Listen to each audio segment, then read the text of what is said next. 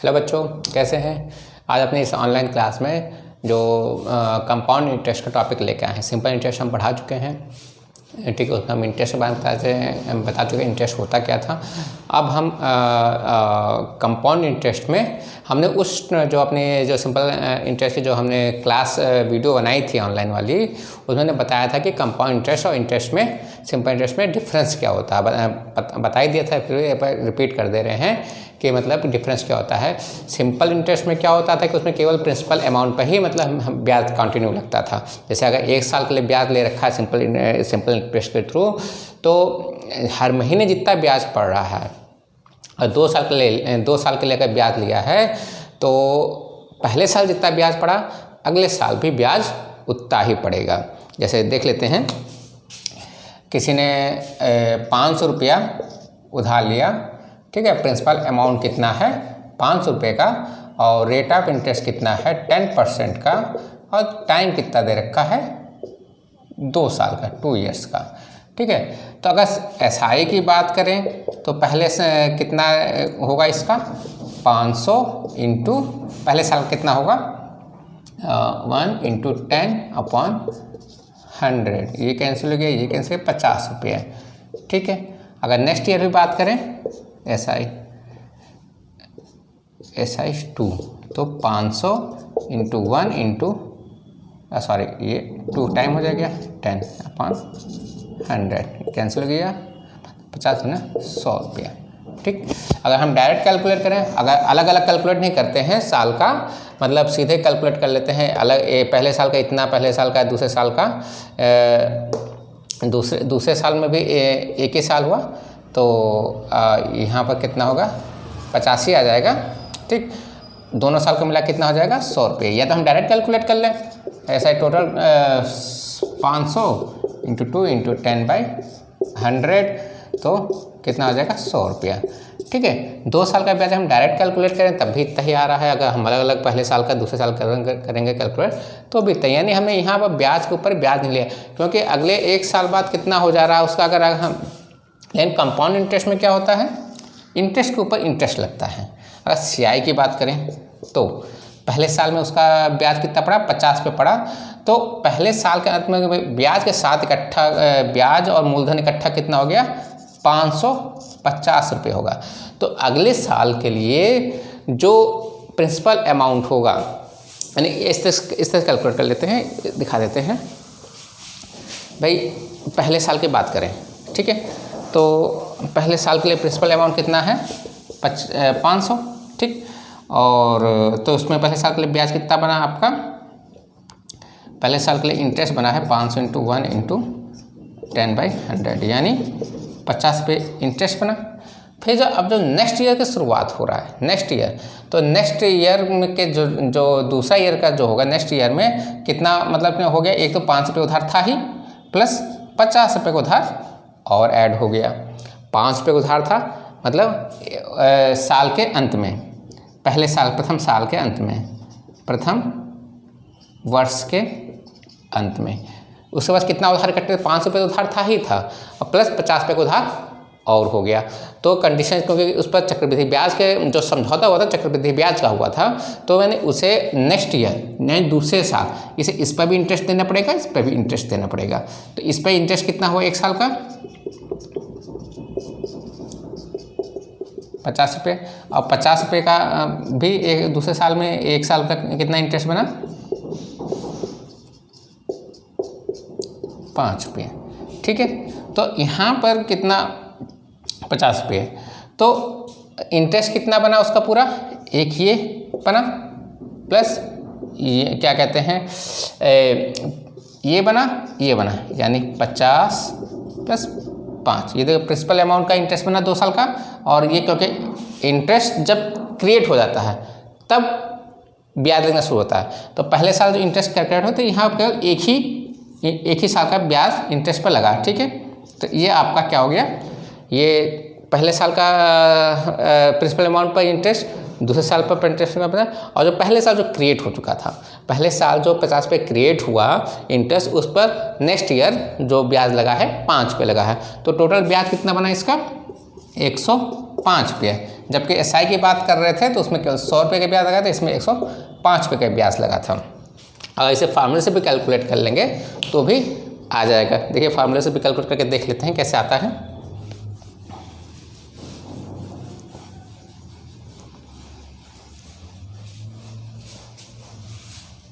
SI में तो simple direct formula था SI का, ठीक है, लेकिन इसमें थोड़ा सा क्या है, कंपाउंड इंटरेस्ट में इनडायरेक्टली फार्मूला है। पहले A निकालते हैं, ठीक है। A क्या है, कंपाउंड अमाउंट है P × 1 + R/100। इस फार्मूले से आप लोग परिचित होंगे। इस फार्मूले से परिचित हो तो P कितना था हमारा 500, 1 प्लस ये कितना था 10/100, ये कितना था 2 था। तो 500 इंटू ये कट गया तो 11/10 × 2 तो कितना हुआ 500 इंटू 11/11/10 100 मल्टीप्लाई हो जाएगा, 100 कट गया, कितना हुआ ये 11 11 कितना होता है 121, 121 5 5 दूना 10, 5 1 5 5 1 6, 605 रुपया, ये बना A। तो CI कितना होता है A - P, A कितना आया 605 और P कितना था हमारा 500, तो कितना आया 105। वैसे भी कैलकुलेट किया था तो आ गया था हमारा, ठीक है। तो इसमें इंटरेस्ट के ऊपर इंटरेस्ट काउंट करना, बस बेसिक चीज़ ये है कि इसमें इंटरेस्ट क्रिएट हो जाता है। भाई पहले साल इंटरेस्ट कितना क्रिएट हुआ उसका 50 रुपये का, तो अगले साल उसको 50 रुपये का ब्याज 50 रुपये ब्याज पड़ा, ठीक है। अगर यही 3 साल होता, मान लीजिए अगर 3 साल होता तो पहले अमाउंट 500 रुपये, तो पहले साल कितना प्रिंसिपल अमाउंट पर कितना वो कैलकुलेट हो रहा है 50 रुपये का इंटरेस्ट कैलकुलेट हुआ प्रथम साल। इसमें रुकिए ऐसे बता देते हैं, इजी हो जाएगा। पहले बेसिक यहाँ हम क्या है बेसिक डिफरेंस समझाने की कोशिश कर रहे हैं।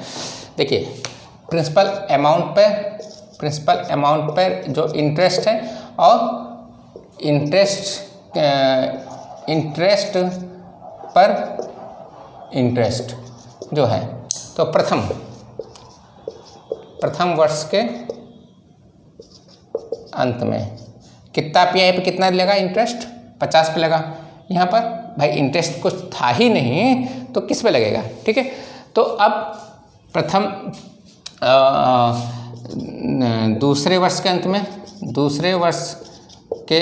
में प्रिंसिपल अमाउंट जो था उस पर तो इतना लगेगा, लेकिन यहाँ पर जो ये ब्याज कैलकुलेट हो गया था, ठीक, क्रिएट हो गया था, तो अगले साल उस पर ब्याज लगेगा, ठीक। अब तीसरे वर्ष की बात करें, तीसरे वर्ष के अंत में प्रिंसिपल अमाउंट पर ब्याज तो वही लगेगा, ठीक। अब कितना हमारे पास ब्याज कैलकुलेट हो गया है, एक तो ये कैलकुलेट हुआ प्लस ये कैलकुलेट हुआ। भाई ये अगले साल जो ब्याज जो हमारा किस पर लग रहा है 50 प्लस 55 प्लस 105 रुपये पर जो ब्याज बना है वो यहाँ पर 105 रुपये पर ब्याज हमारा लगेगा, ठीक है। 10 × 100 कट गया, 10 रुपये 5 पैसे का ब्याज लगेगा, ठीक। तो टोटल ब्याज कितना बन गया हमारा, ये 150 और ये कितना हो गया प्लस 15.5, तो कितना हो गया ये 5 10 2 50 पैसे, ये टोटल ब्याज बना। अगर हम फार्मूले से कैलकुलेट करें देख लीजिए 500 1 प्लस 100 10/100 × 3, तो कितना हो गया ये 500 × 11 × 11 × 11 अपॉन 10 × 10 × 10, ये कैंसिल हो गया, ये हो गया आपका कितना आ गया था ये कैलकुलेट हो गया 605 × 11/10, तो 11 × 5 = 55, 11 × 6 = 66, ये तो हुआ 10, ये तो इससे 500 माइनस करेंगे तो 165/50, 165, 5 माइनस किया 11, 121, तो 2 साल का तो ब्याज यही बन गया, और 11 क्या 55 11 × 66 165 रुपया ब्याज बना है। तो यहाँ पर कितना बन जाएगा 150, ओहो 150 है ना, तो 150 प्लस 15 50, 5 50 5 1 6, ये 165 है। ठीक है, 165 पे देखिए आ गया वही आंसर। ठीक है, प्रिंसिपल अमाउंट पर साल कैलकुलेट करके जो ब्याज की रेट हुआ उस पर ऐड कर देंगे तो भी मतलब हमारा वही आंसर आ जाएगा जो फार्मूले थ्रू आता है। ठीक है, अब ये जो है केवल इसलिए बताया कि मतलब बेसिक डिफरेंस क्या होता है, इंटरेस्ट के ऊपर इंटरेस्ट काउंट होता है चक्रवृद्धि ब्याज में, और प्रिंसिपल अमाउंट पर तो होता ही होता है। जो इंटरेस्ट क्रिएट होता है उसमें भी नेक्स्ट ईयर जितना इंटरेस्ट कैलकुलेट हो चुका है, जितना इंटरेस्ट जनरेट हो चुका है नेक्स्ट ईयर उस पर उतना ब्याज। पहले साल 50 रुपये पर, पहले साल 50 रुपये का इंटरेस्ट क्रिएट हुआ था, जनरेट हुआ था, तो नेक्स्ट ईयर कितना है कि 50 रुपये पर ब्याज लगा था। लेकिन नेक्स्ट ईयर क्या हुआ, थर्ड ईयर की बात करें, तीसरे साल, तो पहले साल जो 50 पे जनरेट हुआ था, दूसरे साल और 50 पे जनरेट हुआ था, और ब्याज के ऊपर कितना ब्याज जनरेट हुआ था, 5 पे जनरेट हुआ था। टोटल 105 पे का जनरेट हुआ था तीसरे साल के लिए।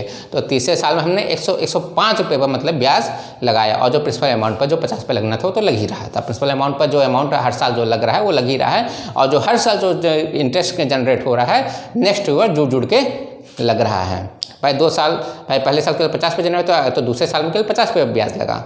ठीक है, अगले साल जो तीसरे साल की बात करें तो पहले साल का 50 रुपया, फिर अगले साल का 50 रुपया, और फिर जो 50 रुपये के ऊपर जो इंटरेस्ट जनरेट हुआ है 5 रुपया, कुल मिला के 105 रुपये पर तीसरे साल ब्याज लगा।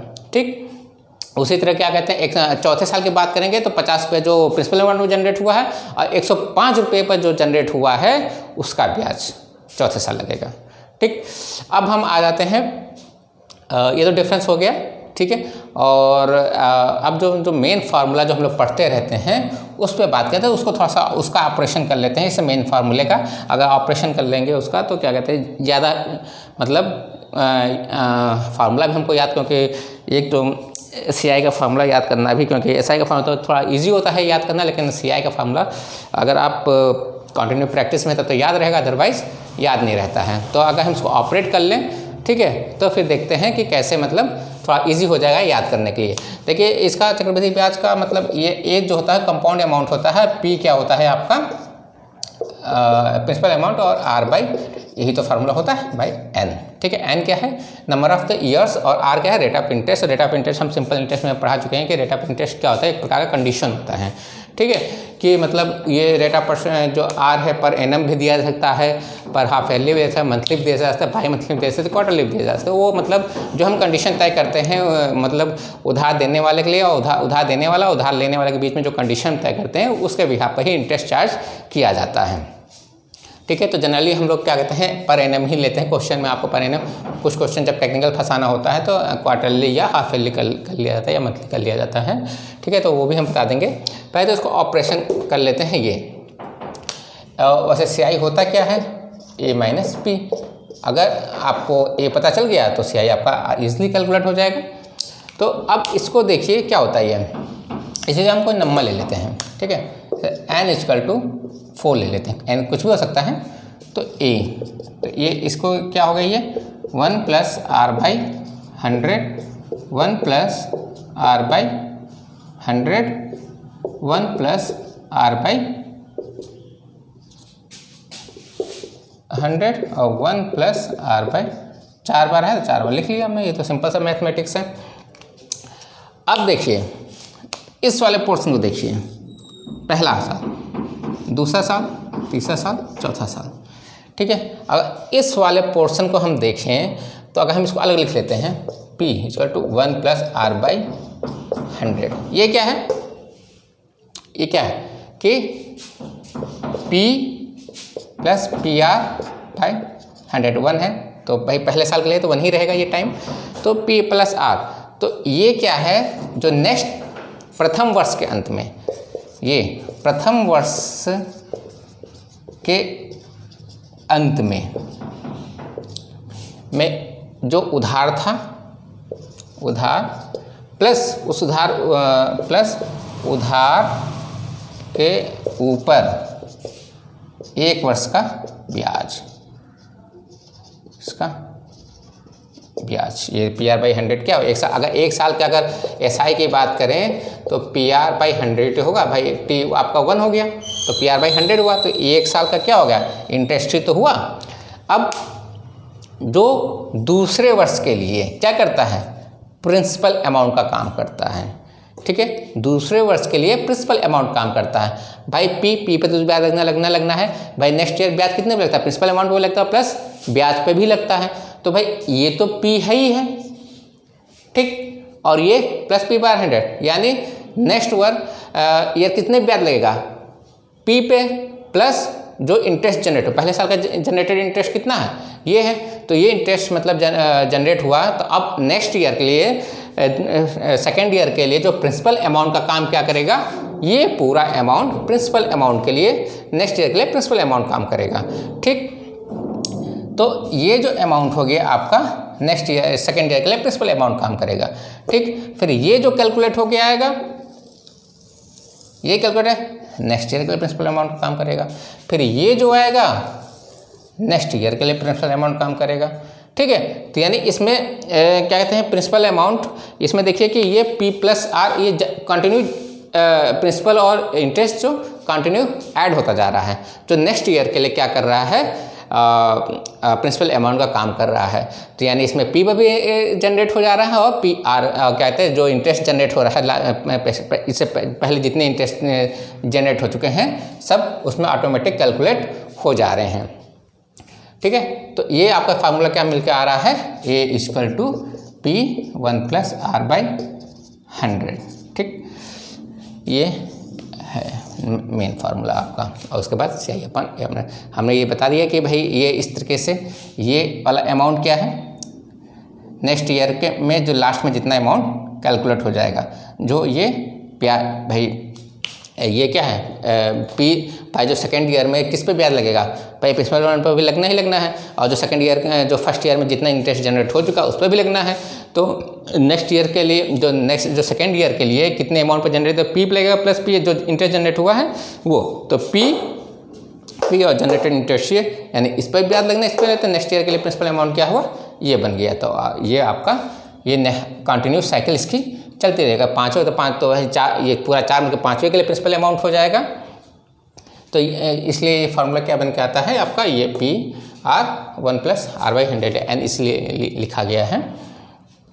मतलब इसने बता दिया कि मतलब भाई अभी जो हमने इससे पहले जो पढ़ाया था कि मतलब इंटरेस्ट पे कैसे कैलकुलेट हो, इंटरेस्ट पे भी कैलकुलेट हो रहा है और उस पर, तो हमने ये साइकिल कंटिन्यू मतलब ऐड होती जा रही है इस फार्मूले में। तो फार्मूला समझ में आ गया बच्चों। अब इसमें क्या कहते हैं, एक कभी कभी क्वेश्चन आता है कि rate of interest her year अलग अलग कर देते हैं। इसमें आपने देखा इस फार्मूले में क्या है कि रेट ऑफ इंटरेस्ट क्या है, सब में सेम था भाई, A = P1+R/100, ठीक है। ये क्या है, मतलब ये है कि मतलब जो एनुअली है हर साल वो रेट ऑफ इंटरेस्ट क्या कर रहा है, सेम ही लगा रहा है, ठीक है। लेकिन अगर rate of interest first year के लिए रेट ऑफ इंटरेस्ट R1 हो, सेकेंड ईयर के लिए रेट ऑफ इंटरेस्ट R2 हो, और थर्ड ईयर के लिए रेट ऑफ इंटरेस्ट मान ले कि R3 है, तो क्या करेंगे भाई, देखिए भाई पहले साल A P1+R1/100, ये इससे क्या कैलकुलेट होकर आएगा, पहले साल पर जो R1 के हिसाब से जो इंटरेस्ट ब्याज लगा है भाई, P तो है ही है भाई, नेक्स्ट सेकेंड ईयर के लिए प्रिंसिपल अमाउंट का जो काम करेगा P तो ऑलरेडी है ही है, प्लस फर्स्ट ईयर जो जनरेट हो गया है, फर्स्ट ईयर जो जनरेट हुआ PR1/100, वो उस पर ब्याज लगेगा, उस पर ब्याज किस हिसाब से लगेगा, तो ये सेकेंड ईयर के फर्स्ट ईयर का लिए वो ये अमाउंट है, फर्स्ट ईयर सेकेंड ईयर के लिए क्या हो गया, प्रिंसिपल अमाउंट, उस पर रेट ऑफ इंटरेस्ट किसके हिसाब से लग रहा है, 1+R2/100, ठीक है। फिर ये कैलकुलेट होकर थर्ड ईयर के लिए प्रिंसिपल अमाउंट काम करेगा, तो 1+R3/100 कर देंगे। भाई कहने का मतलब ये है कि अगर रेट ऑफ इंटरेस्ट है अगर सेम है तो डायरेक्ट ऐसी चीज़ तो यही है ना भाई। अगर इसको हम क्या कैसे लिखते हैं, P = 1+R/100 पहले साल का, 1+R/ दूसरे साल का, 1+R/ 100 तीसरे साल का, तो भाई ये प्रिंसिपल अमाउंट इस साल ये काम किया, अगर यही रेट ऑफ इंटरेस्ट अगर चेंज हो जाए तो यहाँ पर वो वाला रेट जो दूसरे साल में जो रेट ऑफ इंटरेस्ट वर्क कर रहा है वो लगा देते। ठीक है, चीज़ यही है, बस सेम था। तो इसको हम मैथमेटिकल के हिसाब से, मैथमेटिकल जो तरीका है उसके हिसाब से 1 + r/100 करके n कर देते। भाई इसको अगर एक्सपेंड करेंगे तो यही चीज़ निकलेगी, क्योंकि इसमें अलग अलग है तो इसको हम मिक्स नहीं कर सकते हैं। ठीक, तो ये हो गया, अगर अलग अलग दे रखा है तो हम डायरेक्ट इसको ऐसे कर सकते हैं, पहले साल का निकाल लिया, दूसरे साल का निकाल लिया, तीसरे साल का निकाल लिया, अलग अलग कर लिया। ठीक है, तो ये हो गया दो टाइप बता दिए हमने कि अगर अलग अलग रेट ऑफ इंटरेस्ट दे रखा है तो कैसे करेंगे। अब जो है एक जो हमने एसआई वाला जो क्लास लिया था उसमें हमने बताया था कि रेट ऑफ इंटरेस्ट जो कंडीशन होती है ये भी इसमें भी वही चीज़ है कि अगर अभी तक तो जो आर जो चल रहा था पर एनम के हिसाब से 10% पर एनम के हिसाब से चल रहा था। ठीक, अब इसमें क्या था, अगर छमाही दे रखा हो 8% 10% पर एनम और टाइम दे रखा हो 2 ईयर का। ठीक, तो हमें फार्मूला क्या है, P1 + r/100 इंटू n क्या है, ईयर में दे रखा हुआ है। ठीक है, तो n ईयर में देखो पर एनम इसने सॉरी यहाँ क्या हाफ ईयरली है ना, हाफ ईयरली ब्याज कैलकुलेट कर रहा है। तो भाई हमने बताया था कि ये और ये चीज़ सेम होना चाहिए, जिस तरीके से ब्याज लग रहा है उसी तरीके से टाइम भी होना चाहिए कि अगर हाफ ईयरली है तो हमें भी हाफ ईयरली की काउंटिंग होनी चाहिए, कि ईयरली है तो ईयरली काउंटिंग होनी चाहिए, क्वार्टरली है तो क्वार्टर की काउंट होनी चाहिए, मंथली है तो मंथली काउंटिंग होनी चाहिए। तो यहाँ जो परसेंट दे रखा हाफ ईयरली का, तो हम इसे हाफ ईयरली में कन्वर्ट कर लेंगे तो कितना हो जाएगा, 4 हाफ ईयर हो जाएंगे। ठीक, अब क्वार्टरली बात करते हैं तो हम इस 2 ईयर को क्वार्टर में कन्वर्ट करें, यानी जिस वे में रेट ऑफ इंटरेस्ट जिस वे में दे रखा है हमें टाइम भी उसी वे में लेना है, कहीं गलती नहीं होगी। इस पॉइंट को याद कर लीजिए कि हमें रेट ऑफ इंटरेस्ट जिस वे में दे रखा है उसी वे में हमें टाइम भी लेना है। हाफ ईयर में दे रखा है तो टाइम भी हमें हाफ ईयर में ही काउंट करना है, और क्वार्टर में दे रखा है तो हाफ ईयरली है तो टाइम भी हमको क्वार्टर में ही काउंट करना है, ईयरली में दे रखा है तो ईयरली में ही काउंट करेंगे, और अगर क्या कहते हैं मंथली दे रखा है तो मंथली में ही काउंट करेंगे, बाई मंथली दे रखा है 2-2 महीने का दे रखा है तो 2-2 महीने काउंट करेंगे, 1-1 दिन का दे रखा है तो 1-1 दिन का काउंट करेंगे, सिंपल सी बात। तो ठीक है, तो अब ये फार्मूले में फिर क्या हो गया, P1 + हाफ ईयरली है 10, नंबर ऑफ हाफ ईयर कितने हैं 4। ठीक, तो इससे कैलकुलेट करेंगे। ठीक है, ये सेम होना चाहिए।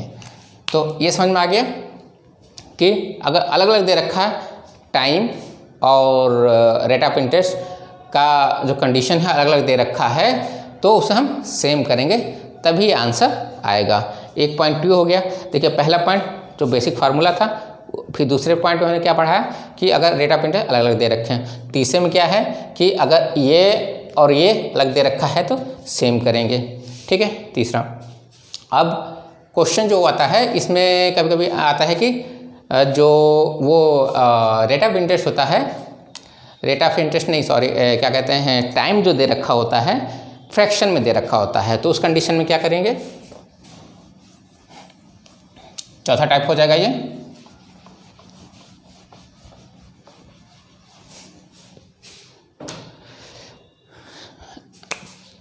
इफ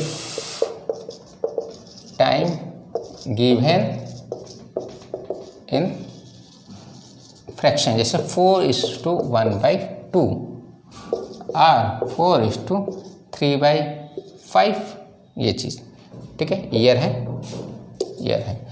आर दे रखा है पर एनम 10% पर एनम। ठीक, तो ए कितना हो जाएगा आपका P भाई इसमें देखिए 4:1/2 या 4:3/5 ईयर का क्या मतलब है, मतलब देख लीजिए इसका कि 4 साल पूरे प्लस हाफ ईयर। ठीक है, तो चार्ज CL का तो पहले हम डायरेक्ट जो इसमें होल नंबर है या होल ईयर है उसका पहले काउंट कर लेते हैं। ये 1 प्लस R/100 4, ठीक। ये चीज़ क्या है, जो आखिरी वाला साल है यानी पाँचवें का, पाँचवा साल शुरू हो गया, 4 साल खत्म होने के बाद पाँचवा साल हो गया, तो उसके लिए प्रिंसिपल अमाउंट काम करेगा ये भाई। उसके लिए जब 4 साल खत्म हो जाता है, जो 5वां साल शुरू हो जाता है, तो 5वें साल में जो रेट के लिए प्रिंसिपल अमाउंट काम क्या करेगा, यही तो करेगा प्रिंसिपल अमाउंट का काम, क्योंकि इसमें प्रिंसिपल अमाउंट प्लस जितना रेट ऑफ इंटरेस्ट जनरेट हो चुका है प्लस वो है, ठीक है। तो नेक्स्ट ईयर 1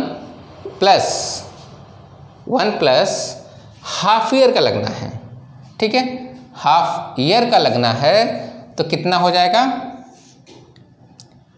3, जैसे 1/2 R/100 भाई, ये 1, ठीक। इसमें देखिए यहाँ पर इसका कॉन्सेप्ट क्या है भाई, जैसे 100 रुपया ब्याज लग रहा है 1 साल का, ठीक है। 100 रुपये ब्याज लग रहा है 1 साल का, तो आधे साल कितना लगेगा, 50 रुपये लगेगा भाई। ये जो R था पूरे 1 साल का ब्याज था, ठीक है, पूरे 1 साल का ब्याज था, तो आधे साल का कितना लगेगा, वो आधा ही तो लगेगा, R/2 ही तो लगेगा, ठीक है।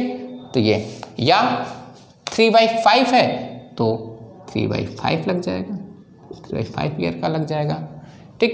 तो ये आपका जितने समय का है उतने समय का ये ब्याज दे देगा, ये प्रिंसिपल अमाउंट, क्योंकि ये 5वें साल का है तो 5वें साल में इतना शुरू हो गया, 5वें साल के शुरुआत में प्रिंसिपल अमाउंट कितना है, ये हो जाएगा। अब फिर जो कि जितने टाइम के लिए कैलकुलेट करना है उसका रेट ऑफ इंटरेस्ट के हिसाब से ये हो जाएगा, ठीक है। ये आपका हो जाएगा क्लियर। तो अगर फ्रैक्शन दे रखा है तो होल नंबर का अलग निकालेंगे, होल नंबर फिर जो 5वें साल जो जिसमें वो हाफ जो फ्रैक्शन वाला जो ईयर स्टार्ट होने जो, क्योंकि 4 साल तो पूरे हो गए, जो हाफ ईयर है वो 5वां साल है, 5वें साल के लिए आधे महीने आज केवल 5वें साल में केवल 6 महीने का ब्याज लगना है, तो 5वें साल के लिए प्रिंसिपल अमाउंट का ये है, और ये आपका क्या कहते हैं भाई, उसका जस्ट भाई आधा ही लगेगा भाई, ब्याज उसका क्या है, आधा ही तो लगेगा, 6 महीने का लगना। अगर 3/5 ईयर है तो उतना ही, उसी अनुपात में मतलब इसका रेट ऑफ इंटरेस्ट क्या हो जाएगा, घट जाता है, ठीक है। तो 5वें साल का हमें ब्याज कैलकुलेट हो जाएगा और ये पूरा प्रिंसिपल अमाउंट आ जाएगा इतने साल का, 3:2 इतना 3/5 है तो 4:3/5 का टोटल कंपाउंड अमाउंट निकल आएगा। फिर उसको हम प्रिंसिपल अमाउंट से माइनस कर देंगे और हमें रेट ऑफ इंटरेस्ट के SCI अमाउंट हमें पूरा कैलकुलेट हो जाएगा, ठीक है। तो ये आपका कितना था, चौथा टाइप था, और लगता है मुझे इसमें लगभग चीज़ें हर चीज़ कवर हो गई हैं। अब हम कुछ न्यूमेरिकल करा देते हैं, उसको देख लीजिए और समझ लीजिए, वही थोड़े से न्यूमेरिकल कराएंगे।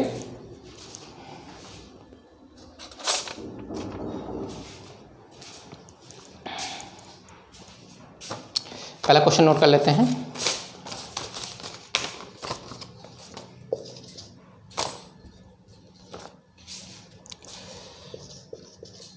रुपये 100 का 10% वार्षिक दर, ये देखिए, ये हमेशा पूरा पढ़ा करिएगा तभी क्वेश्चन समझ में आएगा, क्योंकि यहीं पर टेक्निकल फंसता है। दर से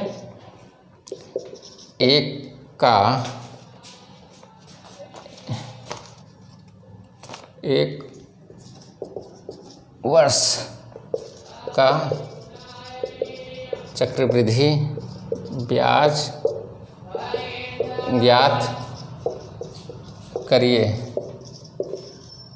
जबकि ब्याज प्रति छमाही दे हो, ब्याज प्रति, देखिए आ गया क्वेश्चन, प्रति छमाही दे हो, ठीक है। यहाँ पर प्रति छमाही दे, देखिए ब्याज यहाँ पर कितना है, प्रति छमाही दे है, ठीक है। प्रिंसिपल अमाउंट क्या है आपका 1600, आर कितना है दे रखा हुआ है 10% प्रति वार्षिक, ठीक है। और एन कितना दे रखा है आपका छमाही, मतलब ब्याज है छमाही देना है, 1 वर्ष दे रखा हुआ है, ठीक। लेकिन हमें ब्याज जो देना है छमाही देना है, तो ब्याज छमाही देना है तो हमारा रेट ऑफ इंटरेस्ट भी क्या है, छमाही में ही होना चाहिए, ठीक है। ब्याज अगर क्या कहते हैं, अगर छमाही दे है तो हमारा ब्याज भी कितना होना चाहिए, छमाही होना चाहिए। तो अगर छमाही के हिसाब से कैलकुलेट करें तो 5% वार्षिक हो गया, ये सॉरी छमाही,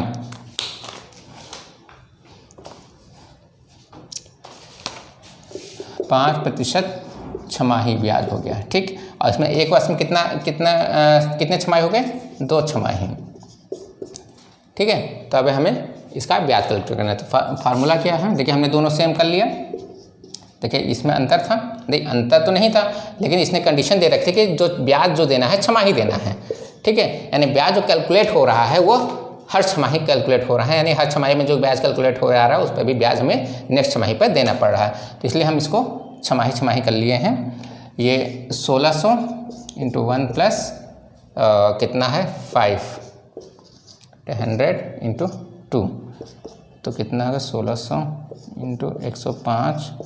105/100, 105/100, 2 बार हो गया। तो 100 ये कट गया और ये हो गया है 2 पंचे 5 दूने 10, 5 गए 5, 20, ये हो गया है। ये 21 आ जाएगा, ये 5 चौक 20 आ जाएगा, 4 चौक 16 आ जाएगा। तो 21 400 कितना होता है, 440 × 4, 4 कहीं 4, 4 चौक 16, 4 चौक 16 1 1764।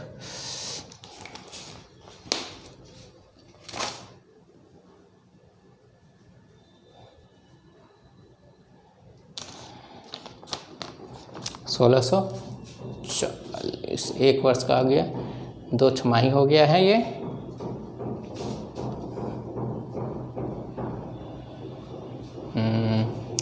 ये आपका हो गया 10% वार्षिक की दर से 105, 21/20 × 16, 16 कट गया, 4 चौक 16, 21 × 21, 21, 2 2 4, 4 से 41, 4 के 4, 4 चौक 16, 17 17 64।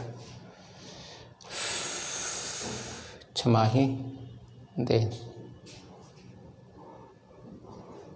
छमाही दे है 10 100 10/100, 10/100।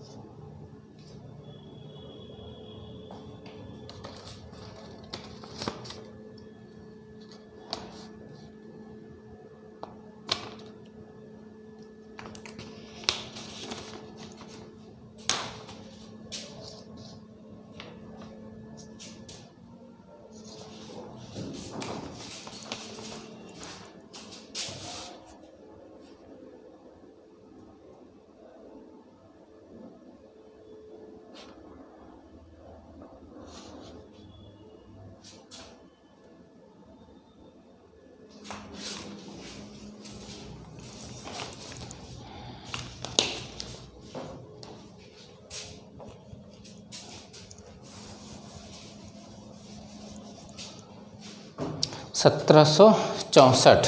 तो ब्याज कितना बना आपका CI A/-P, 1764 माइनस 1600 कितना बना, 164 रुपये का ब्याज बना है, ठीक है। तो आपका ये ब्याज कैलकुलेट होगा, 1 साल कितना बना, इतना ब्याज बन गया है। ये मेन चीज़ है यहाँ पर, ठीक है, इसको हमें ध्यान देना है, ठीक है। नेक्स्ट क्वेश्चन,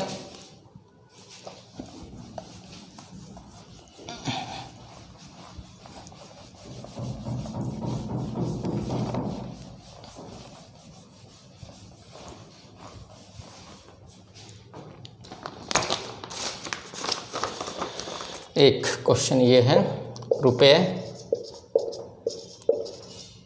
9000 का 10% वार्षिक, 10% वार्षिक की दर पे 2 वर्ष 4 माह, देखिए फ्रैक्शन आ गया का चक्रवृद्धि ब्याज कितना होगा, जबकि ब्याज देखिए कंडीशन दे रखी है, जबकि ब्याज वार्षिक दे हैं, वार्षिक दे हैं। ठीक है, तो 4 माह, तो टाइम कितना दे रखा हुआ है, पी आपका दे रखा है 9000, आर दे रखा है आपका 10% पर एनम, ठीक, और एन जो दे रखा हुआ है 2 ईयर 4 मंथ। तो इसमें देखिए इसको भी ईयर में कन्वर्ट कर लेते हैं भाई, टाइम सब चीज़ सेम होना चाहिए। ईयर, ये 4 मंथ भाई, 12 मंथ बराबर 1 ईयर, 4 मंथ बराबर 4/12 यानी 1/3 यानी 1/3 ईयर। ठीक है, तो पहले 2 ईयर कैलकुलेट करें, फिर उसके बाद 1/3 कैलकुलेट कर लेंगे।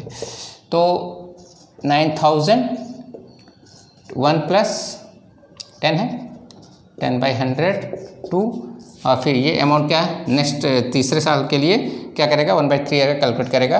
तो रेट ऑफ इंटरेस्ट कितना, R/3 इंटू अपॉन 100 ये हो जाएगा आपका। ठीक, तो कितना आ जाएगा इसका,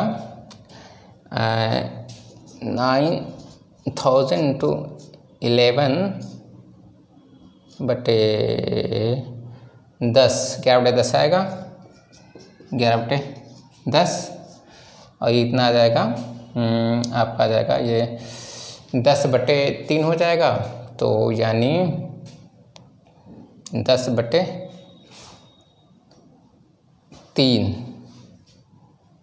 यानी 30, यानी 31/10 हो जाएगा। ये कैंसिल हो गया, ये भी कैंसिल हो गया, ये हो जाएगा 121 इंटू 9 18 और 9 1 10। ठीक है, 9 3 18 9 9 9 1 10, ये इतना हो जाएगा। 31 से मल्टीप्लाई करते हैं, 1089, 3 9 27, 3 8 24, 24 तो 26, 3 तो 7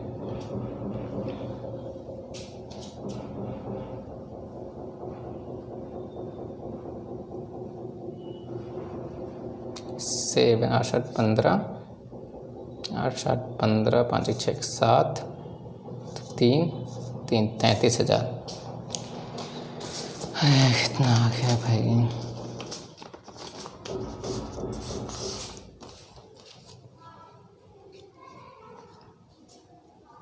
33,751 तो नहीं आना चाहिए, ये तो बहुत ज़्यादा हो जाएगा। देखिएगा यहाँ कैलकुलेट हुआ है, क्वेश्चन है 10% 2 वर्ष 4 माह के चक्रवृद्धि ब्याज कितना होगा। 2 वर्ष का ये हो गया,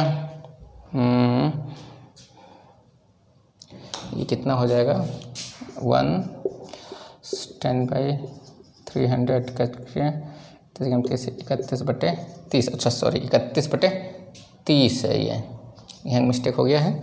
तो ये हो गया आपका 30 डिवाइडेड बाई, यहाँ 30 कर ले 3 कर लेते हैं, तो 3 × 3 3 × 3 3 दूना 6 3 × 15 और ये हो जाएगा 3 दूना 6 4 माह। गलती हो गई है क्या, कहीं कैलकुलेशन में मिस्टेक हुआ, फिर से कैलकुलेट कर लेते हैं इसको।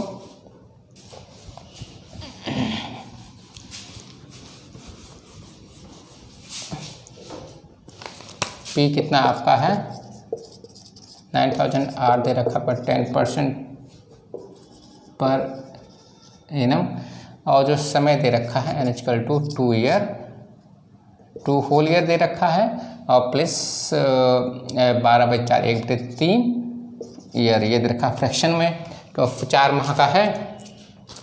तो अब देखें इसका ए कितना आ जाता है, 9000 into 1 + 10/100 complete year plus next year कितना हो जाएगा R/3 100। तो ये 9000 इंटू 11/10 इंटू 11/10 इंटू ये 31/30। तो ये कैंसिल हो गया, 3 3 जा 9। अच्छा ही गलती हो गई है। तो ये हो गया आपका 3 इंटू 121 इंटू 31। तो ये 3 के 3 3 दूनी 6, 3 के 3 इंटू 31। तो इसको करेंगे तो 363 इंटू 31। तो 363, 3 3 9, 3 6 18, 3 3 9 1 10। तो 3 9 6 15, 8 3 11 1 12 1 माइनस 9000 कर लेंगे। तो कितना, ये कितना 11253। तो इससे मल्टीप्लाई 53 2 तो 2022 CI कितना आ गया तुम्हारा 2253। ये आ गया इसका रेट ऑफ इंटरेस्ट। ठीक है, कैलकुलेट हो गया बच्चों। अब नेक्स्ट क्वेश्चन, कैलकुलेशन मिस्टेक हुआ है थोड़ा सा।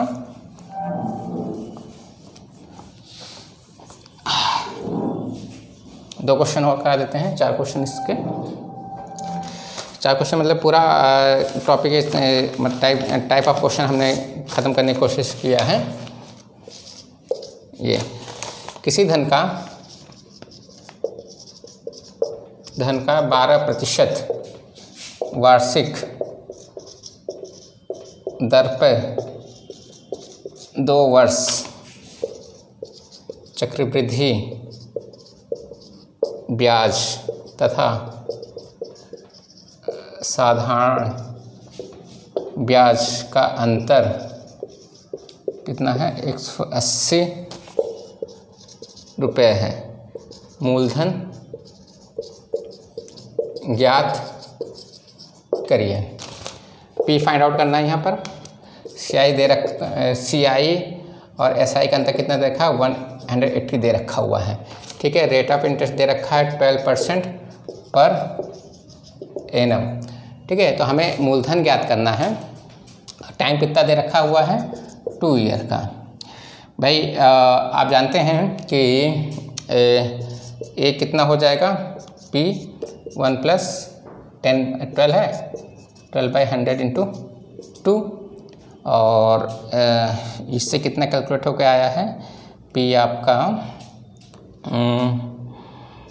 P2 12 112/100 into 112/100। ये आपका ये हो गया है A। तो CI कितना हो जाएगा आपका A माइनस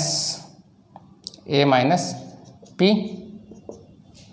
तो ये हो जाएगा आपका कुल मिला के P minus P 100 into 112/100 into 100 यानी 1P1 माइनस 100। सॉरी, ये P इधर रहेगा ना, P। तो P112 इंटू 112 माइनस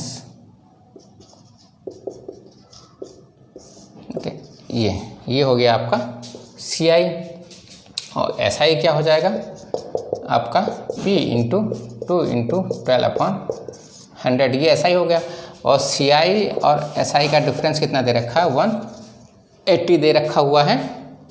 तो अब इसको कैलकुलेट कर लेंगे। ठीक है, ये हमारा CI है P 112 into 112/- 100 into 100/100 minus P into 24/100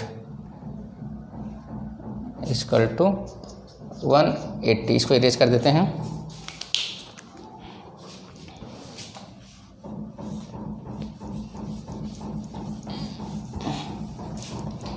one 180 है। तो इसको सॉर्ट आउट करेंगे तो 112 तो 112 4 2 2 112 4 4 5 2 1।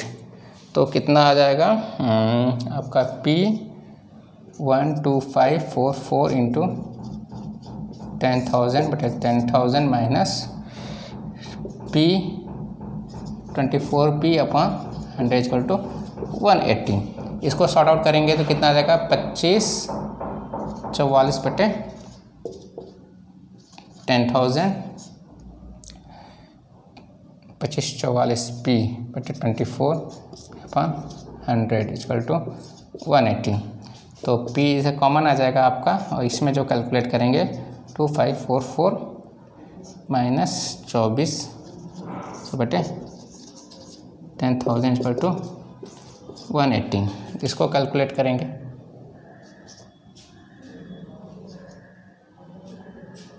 ये 2400 144 10,000 इक्वल टू 180। इसको कैलकुलेट करेंगे तो P के 180 इंटू 100 10,000 अपॉन 144 2400। तो इसको कैलकुलेट करें तो कितना आ जाएगा आपका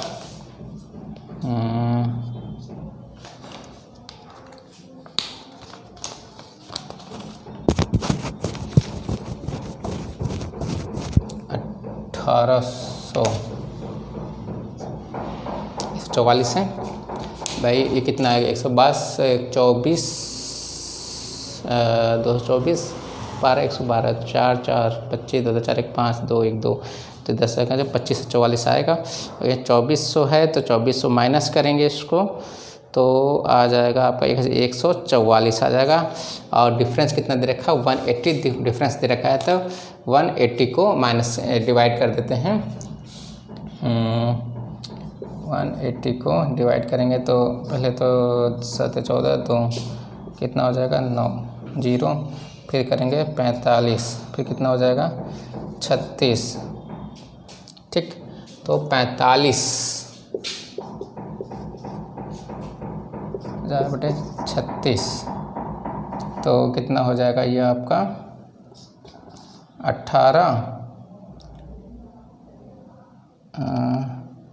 36 से कैलकुलेट कर लेते हैं 336 4 तो 36 कितना आ जाएगा ये 15 में से 6 जा 9 0 36 गुना 72 कितना आ जाएगा आपका ये हो जाएगा 8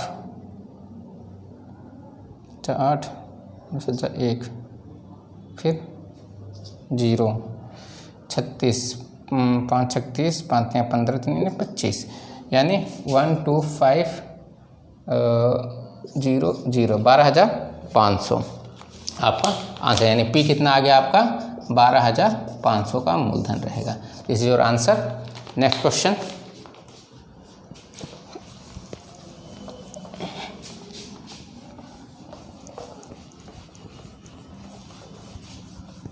मुझे समझ में आ गया होगा।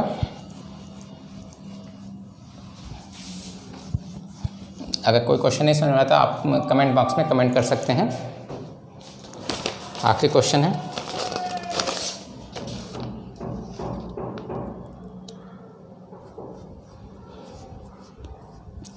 ₹5,000 का 1.5 वर्ष में वार्षिक दर से का अंतर कितना होगा जब ब्याज क्रम से वार्षिक। अच्छा चलिए क्वेश्चन का अलग थोड़ा अलग प्रकार का है। 5,000 रुपये का 1.5 वर्ष में 4% वार्षिक दर से चक्रवृद्धि ब्याज का अंतर कितना होगा जबकि ब्याज क्रमशः वार्षिक तथा छमाही दे हैं। देखिए दोनों का अंतर बता, एक तरफ हम वार्षिक कैलकुलेट करेंगे और एक तरफ छमाही कैलकुलेट करेंगे, ठीक है। इसने रखिए क्वेश्चन ये हो गया। 5,000 रुपये का 1.5% के उससे 4% की वार्षिक दर से चक्रवृद्धि ब्याज का अंतर कितना होगा। मतलब 5,000 रुपया है प्रिंसिपल अमाउंट, तो दोनों में ही सेम है, कितना 5,000 रुपये का। ठीक, अब रेट ऑफ इंटरेस्ट कितना है यहाँ पर 4% पर एनम। टाइम कितना दे रखा हुआ है 1.5 वर्ष।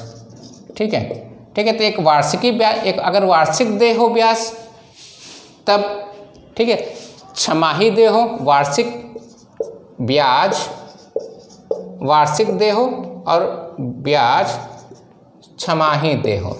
तो इसमें देखिए 5,000 रुपये principal amount per annum condition है, टी दे रखा वर्ष में, तो ये सीधे कैलकुलेट कर लेंगे यहाँ पर as equal to P1 plus R/100, ये पहले साल का।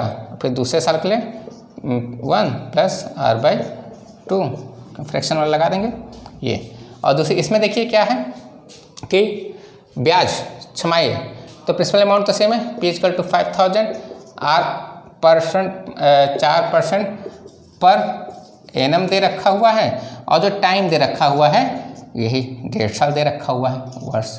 तो इसमें देखिए ब्याज छमाही दे है, तो ब्याज सब वो छमाही में कैलकुलेट, यहाँ कितने छमाही हो जाएंगे 3 छमाही हो जाएंगे इस यहाँ पर। और इसमें अगर R 4% पर एनम है, 2% हाफ ईयरली हो जाएगा, हाफ ईयरली हो जाएगा।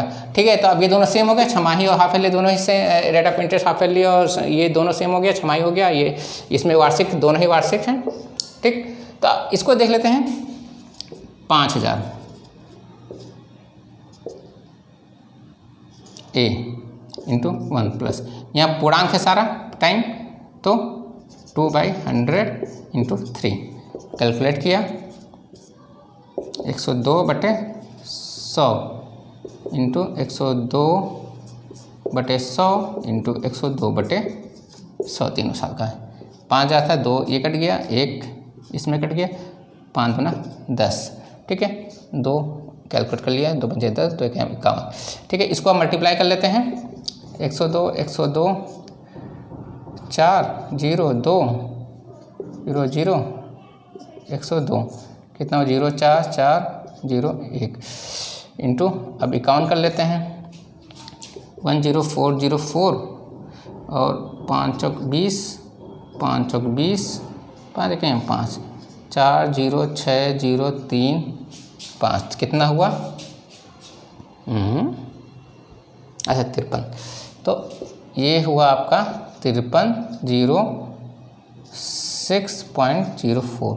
यहाँ रेट ऑफ इंटरेस्ट यहाँ पर CI कितना कैलकुलेट हो जाएगा आपका, 5,000 था तो 306 रुपये 0 पैसे, 5,000 तो वही था आपका क्या कहते हैं प्रिंसिपल अमाउंट, तो 5,306 रुपये अमाउंट ये आ रहा था, तो CI को घटाया 306 रुपये हो जाएगा छमाही के हिसाब से।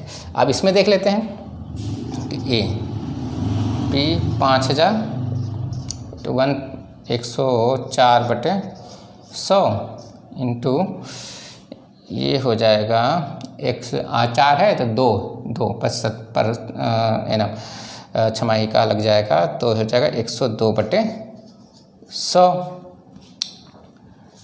ये कैलकुलेट करेंगे, ये कट गया, एक ये कट गया।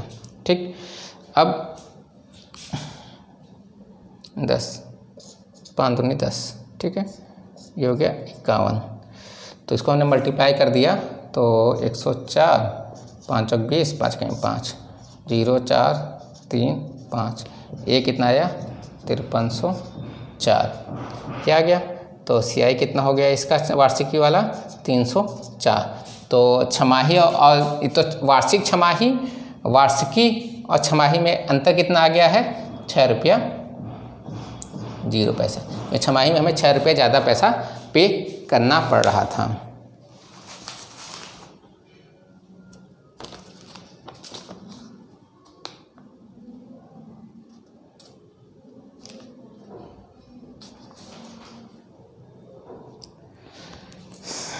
ठीक है बच्चों, तो ये है कि जो टेक्निकल पॉइंट हमने इस चक्रवृद्धि ब्याज पे बता दिए हैं। तो मुझे लगता है बस पूरे मतलब चाहे SI हो चाहे CI हो, आपको इस चीज़ का विशेष ध्यान रखना है, ये दोनों ही सेम होने चाहिए। ठीक है, तो आपको मतलब कहीं भी SI और CI में कहीं भी दिक्कत नहीं होगी। ठीक है बच्चों, थैंक यू।